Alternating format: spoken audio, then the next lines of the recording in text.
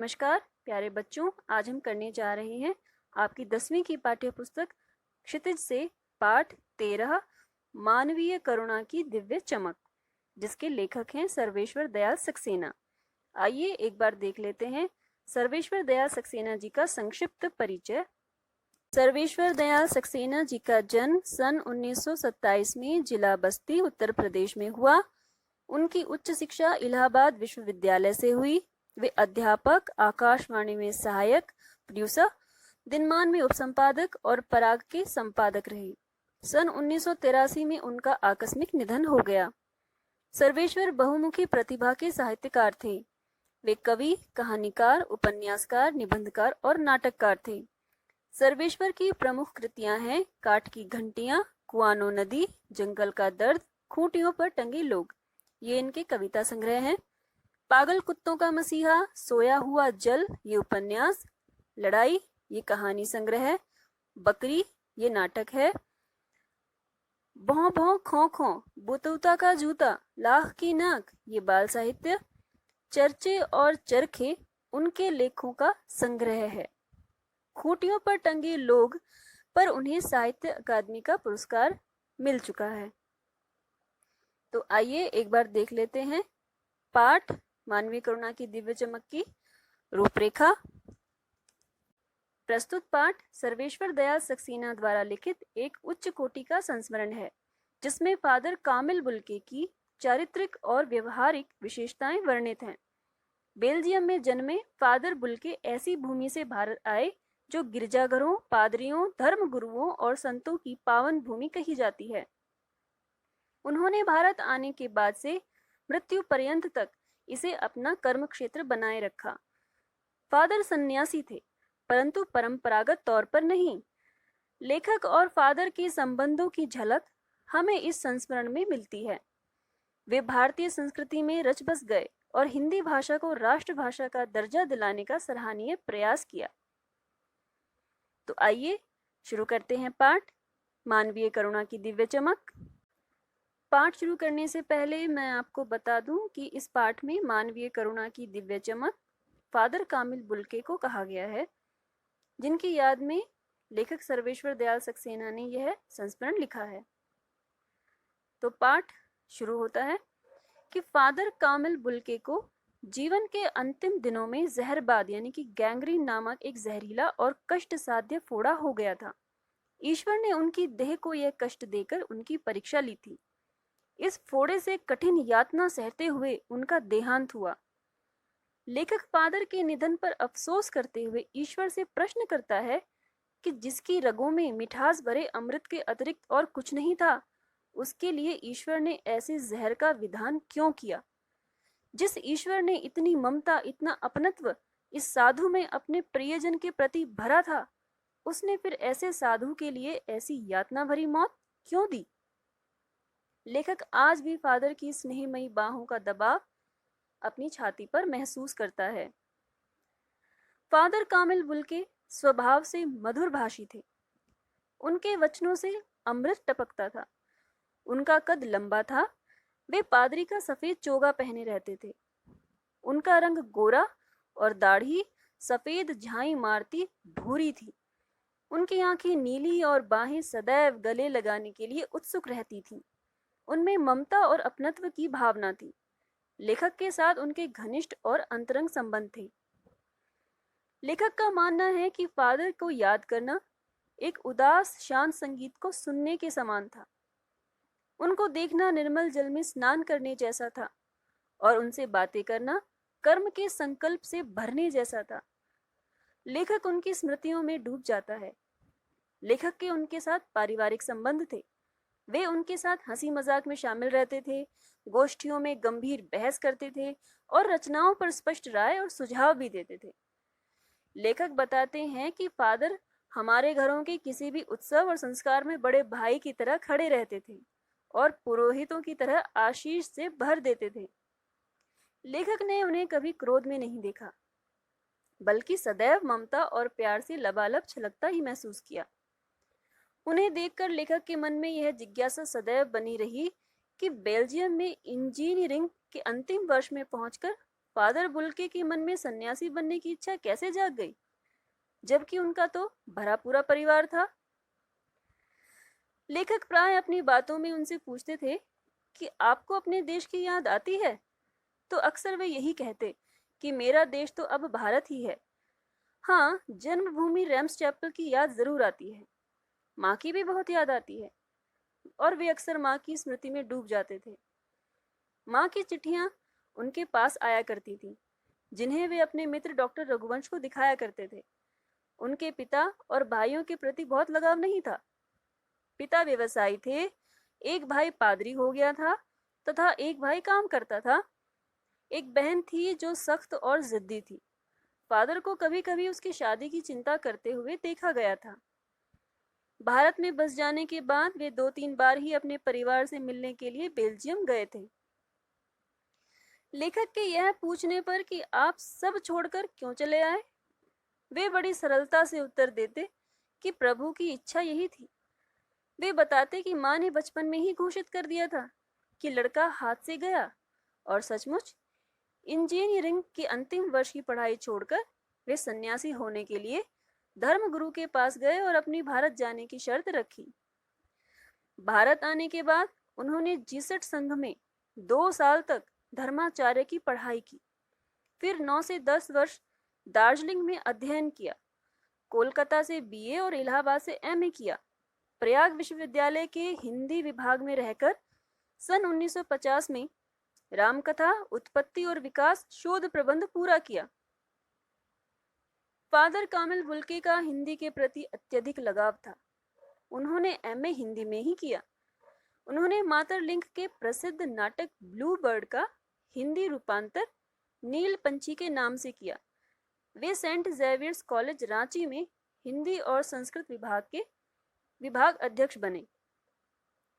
वहीं उन्होंने अपना प्रसिद्ध अंग्रेजी हिंदी शब्दकोश तैयार किया और बाइबल का भी हिंदी में अनुवाद किया। वहीं वे बीमार पड़े, पटना से दिल्ली आए और 47 वर्ष भारत में रहकर और 73 वर्ष की जिंदगी जीकर वे चले गए। उन्हें हिंदी भाषा को राष्ट्रभाषा के रूप में देखने की चिंता थी, जिसके लिए हर मंच पर अपना दुख प्रकट करते थे। केवल इसी बात पर उन्हें झुंझलाते देखा था और हिंदी वालों द्वारा हिंदी की उपेक्षा करते देख उन्हें दुख करते हुए देखा था। फादर बुल्के कभी संकल्प से सन्यासी लगते थे तो कभी मन से सन्यासी, क्योंकि सन्यासी होते हुए भी वे जिससे रिश्ता बनाते थे उससे तोड़ते नहीं थे। यह उनके स्वभाव में नहीं था। 10 साल बाद मिलने पर भी वही पुराने अपनत्व की गंध आती थी। वे जब भी दिल्ली आते लेखक से अवश्य मिलते थे। गर्मी, सर्दी, बरसात झेलकर और खोजकर जरूर मिलते थे, चाहे 2 मिनट के लिए ही सही। वे लेखक के घर परिवार और निजी दुख तकलीफ के संबंध में पूछते थे। बड़े से बड़े दुख में उनके मुख से सांत्वना के स्वर सुनकर राहत मिलती थी। उन्होंने लेखक की पत्नी और पुत्र के निधन पर सांत्वना के जो जादू भरे शब्द कहे, उससे लेखक को बड़ी शांति मिली। लेखक को अंतिम दिनों में फादर से गले न मिलने का दुख है, क्योंकि लेखक को पता ही नहीं चला कि फादर दिल्ली में हैं और बीमार हैं। जब देखा तो उनका जिस्म ताबूत में पड़ा था। 18 अगस्त 1982 की सुबह कश्मीरी गेट के निकलसन कब्रगाह में उनका ताबूत एक छोटी सी नीली गाड़ी में से उतारा गया। उतारने वालों में कुछ पादरी, रघुवंश जी का बेटा और उनके परिजन राजेश्वर सिंह थे। इस यात्रा में कब्रगाह तक जाने वालों में शैक्षिक संस्थान से जुड़े बड़े बड़े विद्वान भी थे। इलाहाबाद के प्रसिद्ध विज्ञान शिक्षक डॉक्टर सत्यप्रकाश, डॉक्टर रघुवंश संकरी सड़क की ठंडी उदासी में पहले से ही खामोश खड़े थे। मसीही विधि से उनका अंतिम संस्कार हुआ। हिंदी में भी मसीही विधि से प्रार्थना की गई। सेंट जेवियर्स के रेक्टर फादर पास्कल ने उनके जीवन और कर्म पर श्रद्धांजलि अर्पित करते हुए कहा कि फादर बुल्के धरती में जा रहे हैं, इस धरती से ऐसे रत्न और पैदा हों। डॉक्टर सत्यप्रकाश ने भी अपनी श्रद्धांजलि में उनके अनुकरणीय जीवन को नमन किया। फिर फादर की देह कब्र में उतार दी गई। लेखक कहते हैं कि मैं नहीं जानता कि इस सन्यासी ने कभी सोचा होगा या नहीं कि उसकी मृत्यु पर कोई रोएगा, लेकिन उस क्षण रोने वालों की कमी नहीं थी। हमारे बीच से वह चला गया जो हम में से सबसे अधिक छायादार, फल फूल गंध से भरा और सबसे अलग, सबका होकर सबसे ऊंचाई पर मानवीय करुणा की दिव्य चमक में लहलाता खड़ा था। इस प्रकार फादर कामिल बुल्के चले गए थे, लेकिन उनकी याद आजीवन बनी रहेगी। बच्चों, यह तो था पाठ, लेकिन इसमें कुछ एक जरूरी बातें हैं जो मैं चाहूंगी कि आप जान ले। पाठ में फादर कामिल बुल्के को मानवीय करुणा की दिव्य चमक कहा गया है क्योंकि उनके हृदय में सभी के लिए अपनत्व, ममत्व, करुणा, प्रेम और वात्सल्य की भावना थी। वे सभी का कल्याण चाहते थे। वे जब भी किसी से रिश्ता बनाते थे तो तोड़ते नहीं थे, और उनके सांत्वना भरे शब्दों में वो जादू था कि दूसरे अपना दुख भूल जाया करते थे। यही कारण है कि लेखक ने उन्हें मानवीय करुणा की दिव्य चमक कहा है। फादर कामिल बुल्के के अंतिम दिनों में लेखक एक तरह से अपना आक्रोश व्यक्त करता है, ईश्वर से प्रश्न करता है कि जिस व्यक्ति ने सदैव लोगों में मिठास ही बांटी, जिसके वचनों से अमृत टपकता था, ऐसे व्यक्ति के लिए उम्र की आखिरी दहलीज पर ये यातना भरी मौत क्यों? लेखक ईश्वर से नाराजगी जाहिर करता है। फादर को याद करना उदास शांत संगीत को सुनने जैसा कहा गया है। तो ऐसा क्यों कहा गया है? ऐसा इसलिए कहा गया है क्योंकि जिस तरह से उदास शांत संगीत को सुनने से मन को अद्भुत शांति मिलती है, वैसी ही शांति फादर कामिल बुल्के को याद करने से मिलती है। लेखक का परिमल के दिनों को याद करना। लेखक परिमल के दिनों को याद करता है। एक जगह ये बात आई है कि लेखक परिमल के दिनों को याद करते हैं। तो परिमल क्या है? परिमल इलाहाबाद की एक साहित्यिक संस्था थी। इस संस्था से फादर बुल्के और अन्य साहित्यकार जुड़े हुए थे।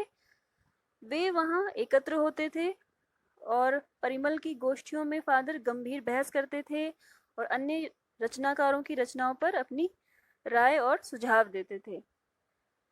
हिंदी के प्रति फादर का अत्यधिक लगाव था। वे हिंदी भाषा को राष्ट्रभाषा के रूप में देखना चाहते थे और हिंदी भाषा को समृद्ध करने के लिए उन्होंने अनेक प्रयास भी किए, अनेक कार्य भी किए। फादर को सर्वाधिक छायादार, फल फूल और गंध से युक्त वृक्ष के समान बताया गया है। तो इसलिए बताया गया है क्योंकि जिस प्रकार से कोई छायादार वृक्ष हर प्रकार से सर्वविधि हितकारी होता है और सबका कल्याण करता है, शीतलता प्रदान करता है, शांति प्रदान करता है, वैसे ही फादर कामिल बुल्के भी सभी के लिए हितकारी थे, कल्याणकारी थे, और जो भी उनके संपर्क में आते थे उन्हें एक अद्भुत शांति मिलती थी। फादर की मृत्यु पर रोने वालों की गिनती करना स्याही फैलाने जैसा था। तो इसका मतलब ये है कि फादर की मृत्यु पर रोने वालों की गिनती करना एक मुश्किल काम था, एक कठिन काम था। और पाठ में ही एक जगह आया है कि फादर बुल्के की स्मृति को यज्ञ की पवित्र अग्नि की आंच की तरह बताया गया है। तो ऐसा इसलिए किया गया है क्योंकि जिस प्रकार से यज्ञ की अग्नि पवित्र होती है, कल्याणकारी होती है, वैसे ही फादर कामिल बुल्के की आत्मा भी पवित्र थी और वे भी लोगों के कल्याण की भावना से ओतप्रोत थे। वे सदैव लोगों का हित चाहते थे और उनके हृदय में सभी मानवों के लिए, समस्त मानव जाति के लिए करुणा भरी थी और वे सभी को प्रेम का संदेश देते थे। तो इस प्रकार से यह था पाठ, मानवीय करुणा की दिव्य चमक। आशा है आपको यह पाठ समझ आ गया होगा।